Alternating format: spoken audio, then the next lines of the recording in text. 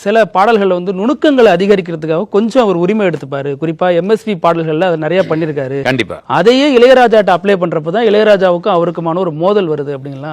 அதான் சார். அது எப்படின்னா, ஐயா வந்து ரொம்ப சிஸ்டமேட்டிக்காக இருக்கிறவர். ஐயாவோட இவர் ஒர்க் பண்ணியிருக்காரு. இளையராஜா சார் வந்து கிட்டாரிஸ்டாகவும் கீபோர்டிஸ்டாகவும் இருந்தவங்க. கேங்கமரன் சார் எல்லாமே ஐயாவோட ட்ரூப்பில் இருந்தவங்க.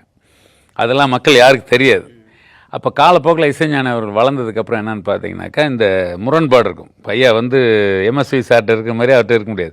ஏன்னா இவருக்கு ராஜா சாருக்கு என்னென்னா, மற்ற எஸ்பிபி கிட்ட வாடா போடன்னு பேசுகிற மாதிரி ஐயாட்ட சொல்ல முடியாது.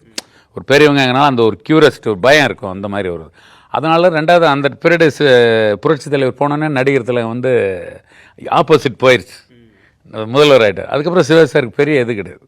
நான் போட்டி வந்து புரட்சி தலைவருக்கு மட்டும் நடிகர் திலகம் நல்லா இருந்தார். மக்கள் திலகம் அப்படி நகர்ந்த உடனே சிவா சாருக்கு அப்படியே கொஞ்சம் கொஞ்சம் படங்கள் தான் எல்லா காரும் நடிக்க ஆரம்பிச்சார். அப்போ பாடல்கள் ஐயா பாடுறது மிக குறைஞ்சி போச்சு. அது ரெண்டாவது. உங்களுக்கு அடுத்த தலைமுறை வந்துருச்சு. ரஜினி சார், கமல் சாருக்கெல்லாம் பார்த்தீங்கன்னா இந்த எக்ஸ்பிரஷன்லாம் கொடுத்து அவங்க ஆக்ட் பண்ண முடியாது. ஐயா பாடுற அளவுக்கு அவங்களால எக்ஸ்பிரஷன் கொடுத்து பாட முடியாதுங்களா.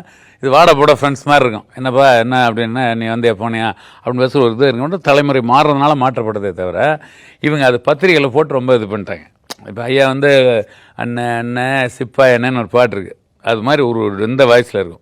அது இப்போ நம்ம சாதாரண பேசும்போது இலங்கையில் ஏதோ ஒரு இடத்துல சொல்லியிருக்காரு, என்ன குரல் இப்படி இருக்குது, என்னமோ ஒரு மாதிரி எருமை கத்துற மாதிரி இருக்குது.